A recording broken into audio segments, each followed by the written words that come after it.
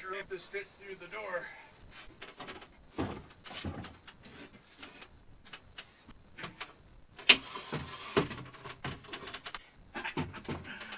No.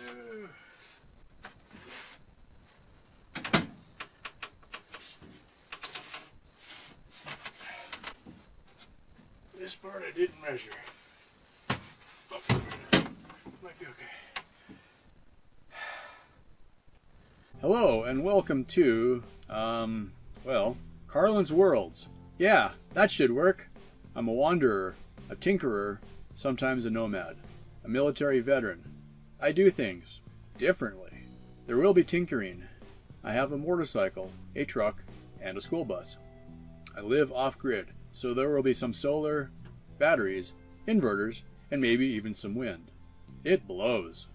And that's all I can fit into about 30 seconds. Oh, and please, if you like any of this, it would be really awesome if you could subscribe and click that notify bell.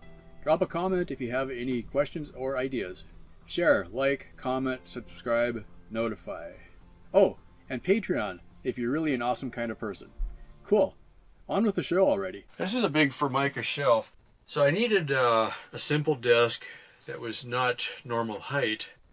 Pipe fittings on the back, flanges for 1/2-inch iron pipe. Bolted these things onto here, drilled holes through it and everything. Set it down, decided it wasn't the right height, went back, bought different length pipes, put it together. Instant desk. Worked out pretty good. What I've been thinking is this would make a nice drawing surface. Like I said, it's way too heavy. But if I figure out an angle, this isn't bad for drawing on, right? Because a lot of your, like drafting tables, you can set them at a steep angle so you can sit up really close to it and you can draw, or you can lay it down flat. And that'll be kind of the 1.0, and I'm going to use that for a while before I commit to doing really nice woodworking. So my project for today is just to hammer that thing out as quickly as I can. And it's already 2 o'clock and it's going to be dark by 4, so I'm not going to put a lot of quality time into this. This is just going to be quick, get it done, and off we go.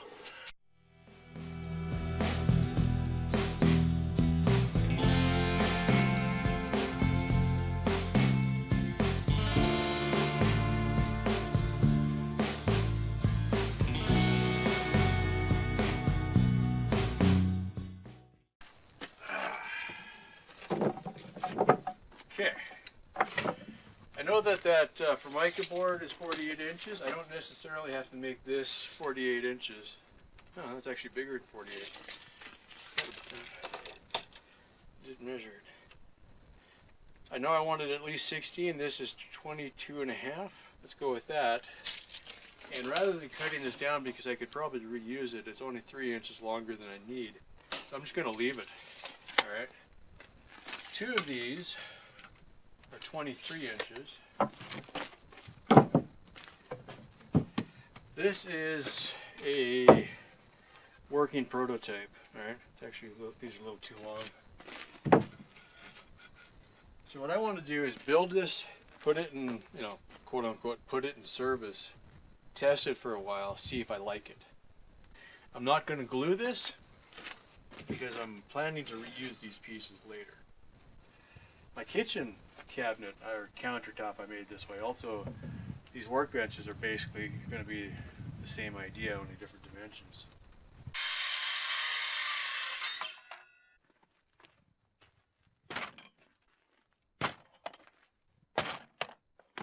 I got mad a while ago and I went down and bought about a 10-pound pail of 2-inch, 2.5, and 3.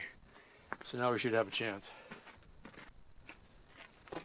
And a square. So I'm going to put the scabby side up because I don't care. Make sure a smooth side is out so I don't whack myself on something. How about that? It's the right size.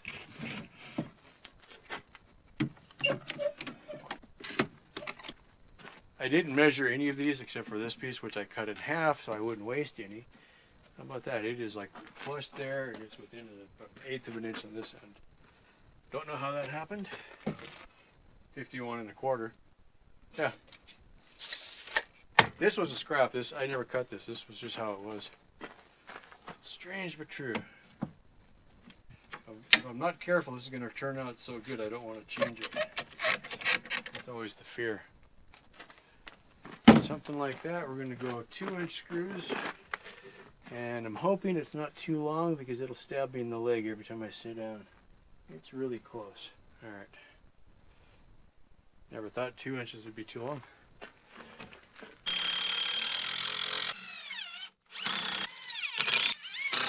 Scabby side down.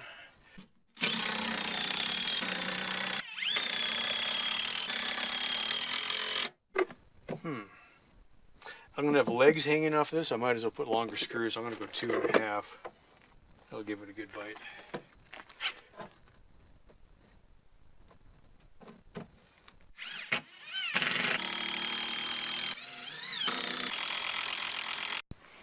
Alright, now we flip it.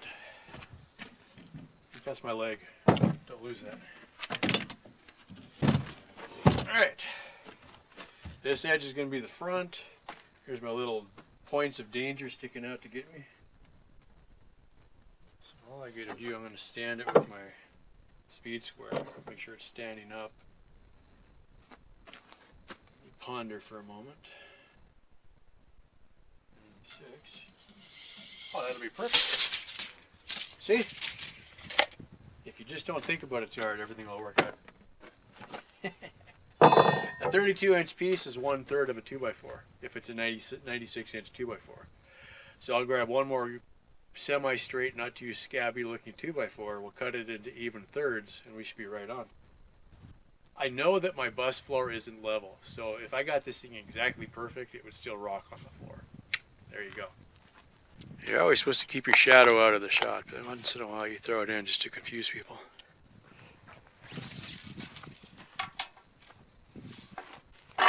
Take the time to actually draw a line on this one. I saw this on YouTube. I don't know if I'm good enough to pull this off with 2 hands. You hold your speed square there, use it for a saw guide. It should even go straight then. Like I said, I'm not sure if I can pull that off.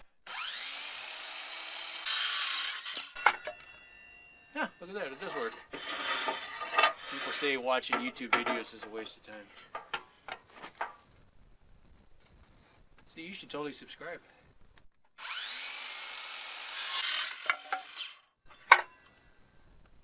For a NiCad 18-volt saw, it does alright. Used, factory reconditioned, eBay. Gotta love those. This camera is dangerously close to the cactus. Throw in your handy yellow clamps on there. Love these guys. I'm going to do a video about this someday, and it's just going to be hilarious. But in the meantime, what my idea is, all the cool YouTubers are sponsored now, right? And obviously getting sponsored by a tool company would be pretty cool. I want to be sponsored by Cliff Bars and Chunky Soup. So anybody working over there, yeah, I'll work for Soup and Cliff Bars. And you can't see what I'm doing over there, so let's do this side first. So we're laying this out. I got a clamp on there first. Since my cuts were made by the hand or the skill saw instead of on a chop saw, I know I'm not quite perfect, so set the speed square down, tap it till it lines up, and then with some, let's go 3-inch screws again. Those ones. Put a couple screws in it. Get my little tool, make the noise. Let's see, 3-inch screw. Yeah, that'll be about right. Maximum bite.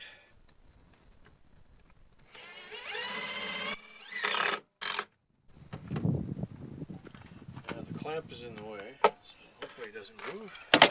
Check it real quick just to be sure. The really smart guy would have put the clamp where it wasn't in the way. You know, make sure you're square first. Clamp it. Get the first screw in. Since my clamp is always in the way. If the first screw is there, it's going to hold it pretty good. Spot check it again, give it a little bump, something is bent here, but I'm not going to sweat that too much. Then get the second screw on. Alright, once you got 2 screws, it tends not to move very much. And whatever you do, after you get the second screw in, don't put the square up there again. You don't want to know. You still want to do it nice and square, but you don't gotta, you know, get all fancy with your joinery and stuff like that. I'm going to use that piece. So far, using this basic construction, I hate to call it a technique, but I've built the bed, 3 of these workbenches, 2 countertops for inside the bus, and they're all basically built the same way. So it's not fancy, but it is fairly easy to do, and it's quick to do, and it's cheap to do, and it's done. This will be one of those good days that things actually get done. Good safety tip if you're using power tools and electrics: load your blade when the saw is not plugged in or connected to power, just in case you bump the switch. Saves you cutting your fingers off.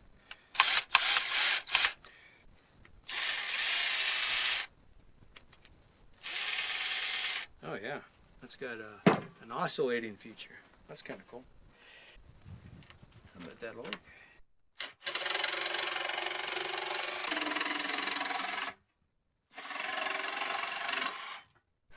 That's pretty nice. I like that.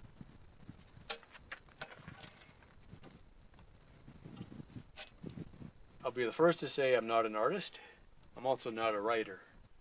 Although I got 3 books on Amazon, so go figure. I've never really spent a lot of time drawing before, except for drafting. I took a drafting class in high school, and I liked that a lot. And I would find that no matter, you know, you get it all set up, and then you work a little bit, and then you move it a little bit, and you work a little bit. I mean, even if you're driving your car, you might move the seat once in a while just because you get a sore spot and you want to bump it. So I want to keep this as loose as I can as far as not really getting excited about a really good design yet.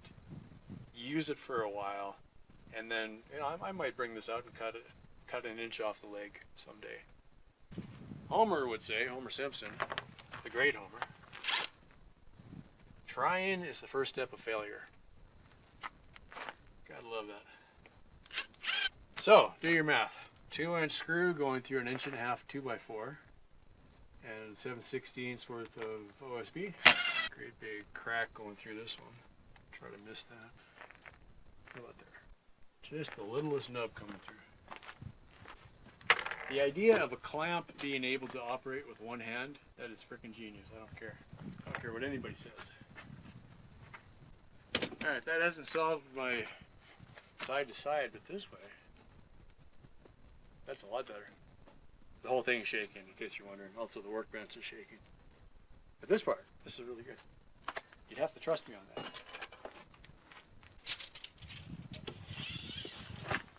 And if I did one that's about 4 feet-ish.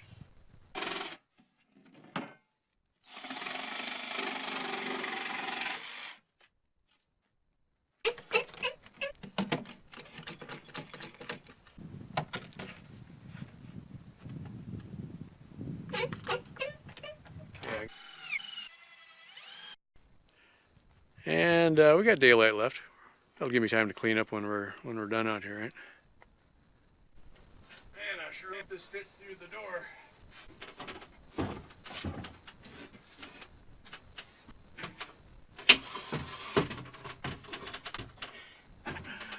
No.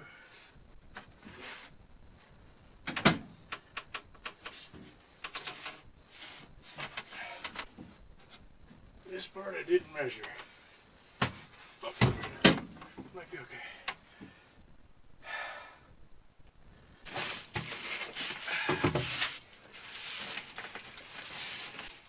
Might be something to think about for later. Build it like IKEA and bring it in pieces.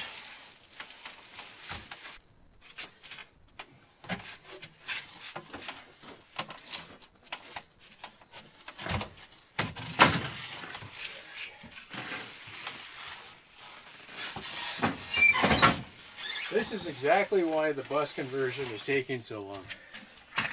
And everything I do is working around stuff that's already in here.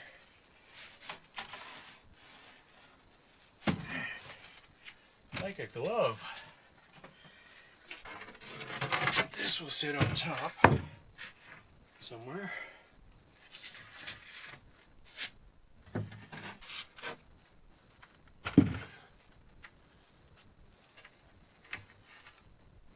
hit my wires right there. Yeah, it's going to be pretty high, I think. But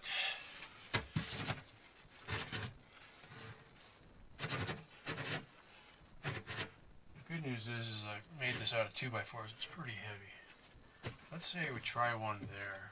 If this idea works, what I'm going to do is put a block there. This will slide down until it hits the block and it just stays there. From there, it's just gravity. I made 4 of these with holes in them. And I may, for now at least, just drill and screw them right into the OSB. That's not ideal because it's just OSB. And I'm going to do it 3 inches from the edge. And because these are small pieces, I pre-drilled them. Hopefully that'll help. Otherwise they'll split. Try not to move.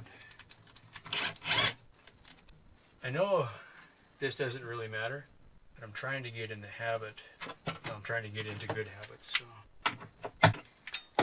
don't over tighten it because it's just going into OSB.